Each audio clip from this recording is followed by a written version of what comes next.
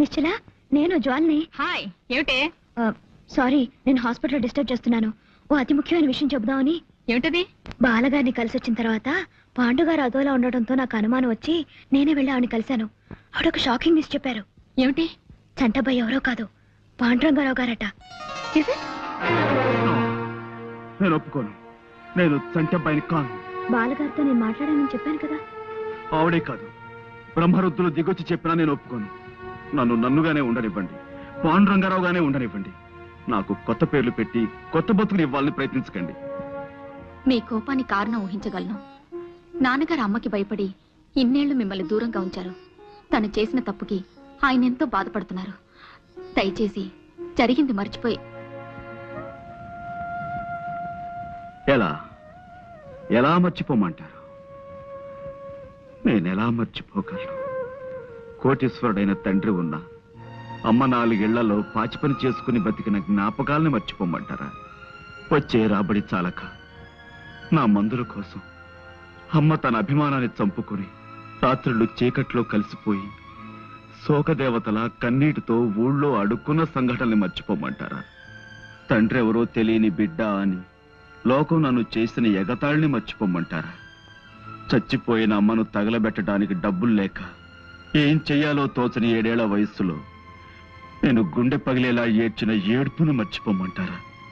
స్పృహ తప్పి పడిపోయిన నేను కళ్ళు తెరిచేసరికి అమ్మని మున్సిపాలిటీ వాళ్ళు చచ్చిన కుక్కలతో పాటు కలిపేసి తగలేశారన్న ఆ పిడుగులాంటి వార్తను మర్చిపోమంటారా?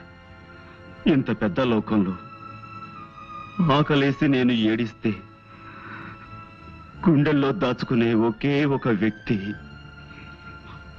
అమ్మా ఇక లేదని, తిరిగి రాదని తెలిసిన ఆ క్షణంలో పేగులు తెగిపోయేలా అమ్మా అమ్మా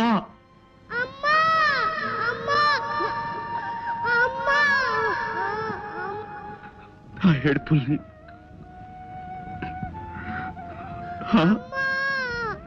అడుక్కోకూడదని అభిమానం ఓవైపు పగ్గాలు వేసి ఆపుతున్నా ఆకలికి తట్టుకోలేక మొదటిసారి నేను చెయ్యజాపి అడుక్కున్న క్షణంలో నా మనసు పడ్డ రంపపు కోతని మర్చిపోమంటారా? ఎండకి ఎండుతూ వానకి తడుస్తూ చెట్టుకైనా కప్పుకోవడానికి తలదాచుకోవడానికి ఆకులు ఉంటాయి. నాకు నాకు జానుడు ఆశ్రయం కూడా లేదే అని నేను కుమిలిపోయిన సంఘటన మర్చిపోమంటారు. గాలికి పుట్టి ధూళికి పెరిగిన నేను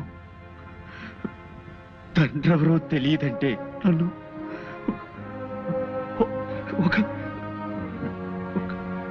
ఒక లంచ కొడుకు అని తోటి పిల్లలు చేసిన హేళని మర్చిపోమంటారా? ఆ చిన్న మనసులో డబ్బు లేదనే కదా నాన్న అమ్మను వదిలిపెట్టి వెళ్ళిపోయాడు. ఎలాగైనా సరే డబ్బు సంపాదించి ఆయన మొహాన కొట్టాలన్న పట్టుదల పెరిగి అహోరాత్రాలు నిద్రాహారాలు మాని కూలి పని చేసి పాలు తాగితే డబ్బు ఖర్చు అయిపోతుందని పంపు కింద నీళ్లు తాగి బతికిన రోజుల్ని మర్చిపోమంటారు. ఎలా ఎలా ఎలా మర్చిపోమంటారు చెప్పండి? ఆవేశపడకండి ప్లీజ్. నా మాట వినరు. మీరు చెప్తుంటేనే నా కళ్ళు చెమర్చాయి. ఆ కష్టాలు అనుభవించిన మీకు ఇంకెంత బాధగా ఉంటుందో తెలుసుకోగలను. Please control yourself. మీరు ఇన్ని కష్ట నష్టాలు అనుభవించడానికి మా నాన్నగారి కారకులు. తప్పు ఆయనదే. ఇప్పుడు ఆయనే క్షమాపణ చెప్పుకుంటారు. దయచేసి ఇంటికి రండి. నేను రాను. ప్లీజ్. ఇది నా ఒక్కరి సమస్య కాదు నిశ్చల్ గారు. ఈ దేశంలో ఏడాదికి 10 లక్షల మంది అనాథ శిశువులు పుడుతున్నారు. వాళ్ళంతా వాళ్ళుగా ఏ చెట్టు నుంచో పుట్టలేదే. చెడుకోతిరేకంలో తమ ఆనందం కోసం తల్లిదండ్రులు చేసిన తప్పులకు జవాబులుగా పుడుతున్నారు. ఆ పుట్టిన బిడ్డల్ని పురుటికందులుగానే మెడపిసికి చంపి ఏ చెత్త కుండీలో పారేసి చేతులు దులుపుకుంటారు తల్లిదండ్రులు. వాళ్ళకి ఎవరిచ్చారా హక్కు? 100 ఏళ్ల నిండు జీవితం ముందున్న ఆ పసికందుల్ని ఈ లోకంలోకి తెచ్చిన వాళ్ళకి వాళ్ళ ఆలనా పాలా చూసే బాధ్యత లేదా? అది బరువు అనుకునే వాళ్ళు వాళ్ళ పుట్టకెందుకు కారకులు అవ్వాలి? తల్లిదండ్రుల భుజాల మీదెక్కి ఆడుకునే తోటి పిల్లలను చూస్తుంటే ఆ పసికందుల గుండెలు ఎంత బాధతో మూలుగుతాయో ఊహించగలరా మీరు? లోకం మీద కసి పుడుతుంది, మనుషుల మీద కక్ష పెరుగుతుంది. ప్రేమకు నోచుకొని ఆ గుండెలు బండలుగా మారి ఆ అనాథ శిశువులు నేరస్తులుగా, దొంగలుగా, కూలీకోరులుగా మారిపోతారు. ఈ పక్కనే ఉన్న అనాథ శరణాలయం మీరు ఎప్పుడైనా చూశారా? అందులో ఎవరికి పుట్టావో, ఎందుకు బతుకుతున్నావో తెలియని ఎందరో పసికందులు ఉన్నారో మీరు ఎప్పుడైనా గమనించారా? లేదు. మీ ఉన్న వాళ్ళ కళ్ళు చాలా చిన్నవి, మీకు అవసరమైనవే మీ కళ్ళ కనిపిస్తాయి. అందుకే మీలాంటి వాళ్ళంటే నాకు చాలా. ప్లీజ్.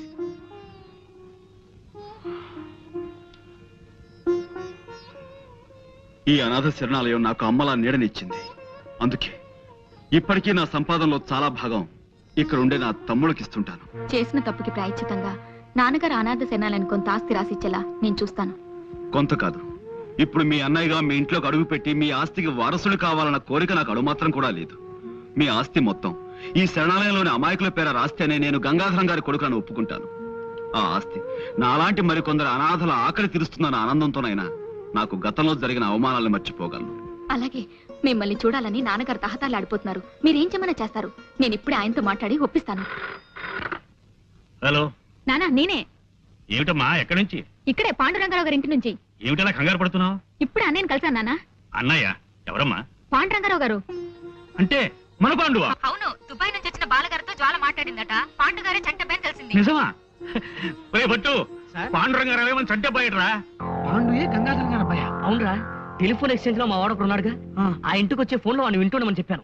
ఇందాక వాడు చెప్పాడు వార్త. పైగా పాండుని నిశ్చల వాళ్ళ ఇంటికి కాసేపట్లో తీసుకెళ్తున్నట. పాండుని మనం కిడ్నాప్ చేయడం చాలా కష్టం రా. వాడు అసలు దేవంతకుడు. మనం ఇలా భయపడితే పనులు జరగవరా? నువ్వు ధైర్యంగా నా ముందు నిలబడు, నేను చక్రం తిప్పుతాను. నేను ముందు నిలబడాలా? అవును. అదేం కుదరదు. నేను వెనకాల నిలబడతాను, నువ్వే ముందు నిలబడు. సర్లే, ముందు మనం ఒక డ్రామా డ్రెస్ కంపెనీకి వెళ్ళాలి. ఎందుకు? కిడ్నాప్ చేసే వాళ్ళ సీదా సాదాగా ఉంటే ఎదుటి వాళ్ళు భయపడరా? మనం కాస్త గంభీరంగా కనపడాలంటే భయంకరమైన డ్రెస్సులు వేసుకో.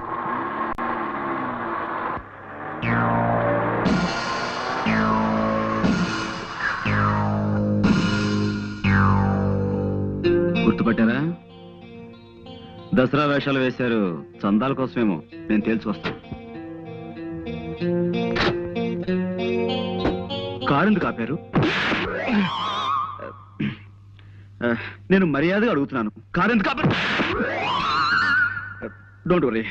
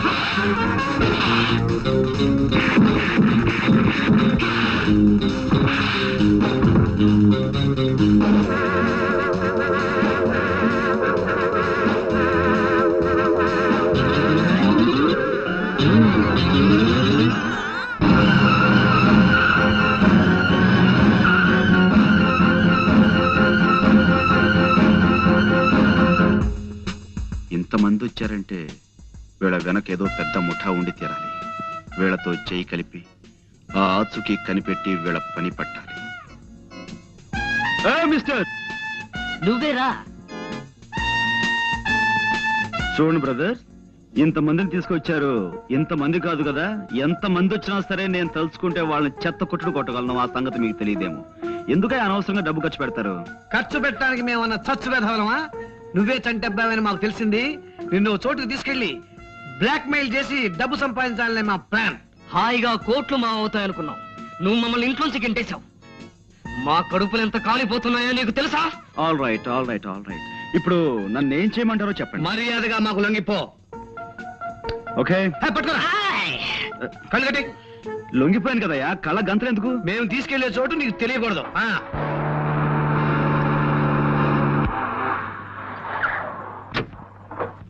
ఏమిటమ్మా, ఏమిటి ఏమిటి కంగారు? అక్కడేంటి?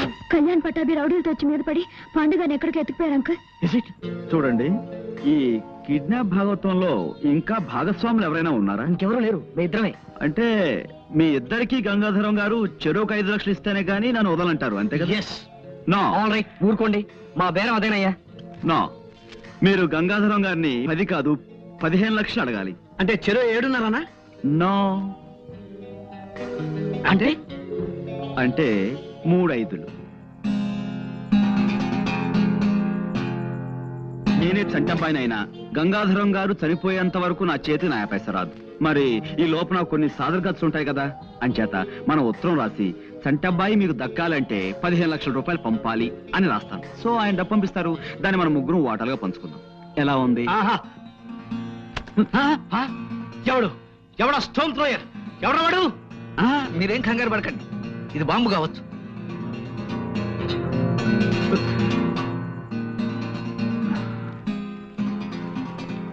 ఇదేదో ఉత్తరంలా ఉందే, మా గురూజీ రాసిందే. అలాగా, ఏ రాశాడు చదువు? నేను పాండురంగారావుని రాస్తున్నాను. మీ అందరికీ ప్రాణమైన మీ చంటబ్బాయి మీకు దక్కాలంటే వెంటనే 15 లక్షలు ఎవరైనా అబ్బాయికిచ్చి భీమిలి రోడ్డులో 20వ కిలోమీటర్ రాయి దాటాక ఉన్న నిమ్మ చెట్టు మొదట్లో దాయించి పైన కాగితాలు కప్పించమని వీళ్ళు నన్ను రాయమన్నారు. డబ్బిచ్చినట్టు నటించి వీళ్ళని మోసం చేయాలని మీరు ప్రయత్నిస్తే వీళ్ళు నా ప్రాణాలతో చెలగాటం ఆడతారు. పోలీసులకి చెప్పకుండా ఇప్పటికిప్పుడు డబ్బు పంపించండి ప్లీజ్. మీ చంటబ్బాయి. మా గురూజీ ఎప్పుడు ఇంత బేలగా రాయరే, ఏదో కోడ్ ఉండే ఉంటుంది. పైన 1 అంకె వేశారు చూసారా, అంటే ఈ ఉత్తరంలో ఉన్న ప్రతి వాక్యం తాలూకు మొదటి అక్షరాలన్నీ కలిపి చదవమని అర్థం. ఓహో. నేను చంటబ్బాయిని కానని చెప్పు. ఇప్పుడు మనం వెంటనే ఆయన చంటబ్బాయి కాడని మనకి తెలిసిందని ఓ కాగితం ముక్క మీద రాసి నిమ్మ చెట్టు మొదట్లో పెడదాం. ఏమిటి, వాళ్ళకి డబ్బు పెట్టలేదా? లేదు, కాగితం పెట్టారు అక్కడ, చదవండి. కాగితమా? మీరు తీసుకెళ్లి దాచిన పాండు మా అబ్బాయి చంటబ్బాయి కాడని తెలిసింది. మా చంటబ్బాయి బెజవాడ పాలపడి ఫ్యాక్టరీలో పనిచేస్తున్నాడని తెలుసుకున్నాం. కాబట్టి మీరు పాండుని నరుక్కుంటారో నంచుకు తింటారో మీ ఇష్టం. ఇట్లు గంగాధరం. అంటే నేను చంటబ్బాయిని కానా? చాలు, తిన్నది చాలు. నిన్న నుంచి కొత్తగా చికెన్ 65లు, మటన్ రోస్టులు, చేపలు, రొయ్యలు, నా బొంద, నా శ్రాద్ధం అంటూ తెగతిన్నావు. మాకు ఒక బండు ముక్క కూడా పెట్టలేదు. ఇప్పుడు నేను చంటబ్బాయిని కానా అని మమ్మల్ని అడుగుతున్నావా? కొట్టాలంటే నిన్న నుంచి తినమని కక్కుతావు. ఈ వల్ల మాకు డబ్బు రాకపోగా ఈ రౌడీల ఖర్చు, వాళ్ళ ఫుడ్ ఖర్చు ఒక్క కూడా ఏం సామాన్యమా? పూటకు 3 గుంటలు మింగాడు. దానికి తోడు చందాలు, దానాలు, ధర్మాలు. కక్కవాయి మొత్తం ఖర్చు చేసిన 25,000 కక్కు. Cool down, cool down. ఇంతవరకు నేను వేసిన ప్లాన్ ఏది ఫెయిల్ కాలేదు, దీన్ని కూడా ఫెయిల్ అవనివ్వను. మీకే కాదు, డబ్బు నాకు అవసరమే. మన 15 లక్షలు మనకు రావాలంటే మనం వెంటనే ఓ పని చేయాలి.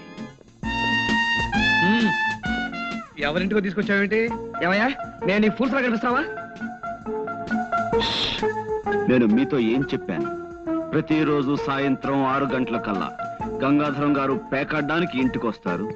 ఆ సమయంలో ఇక్కడ ఈ ఇంటి గలైనా గంగాధరం గారు తప్ప మరెవ్వరూ ఉండరు. అప్పుడు మనం ఆ ముసలోళ్ళ ఇద్దరి మీద పడి గంగాధరం గారిని కిడ్నాప్ చేస్తే వాళ్ళ అమ్మాయి దగ్గర నుంచి 15 లక్షలు రాబట్టొచ్చు అని చెప్పానా లేదా? చెప్పావనుకో, కానీ మాకు ఇంటి పొజిషన్ చూస్తే డౌట్ గా. ఇంకేం మాట్లాడకండి.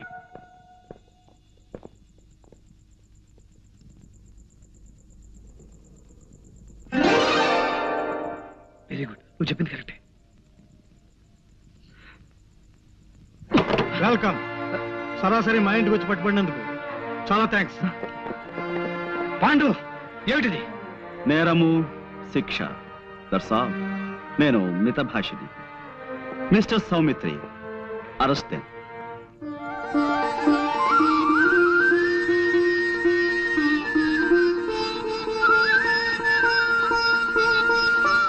నానా, అన్నయ్య, మీ చంటబ్బాయి. బాబు, నాన్న, బాబు, నాన్న.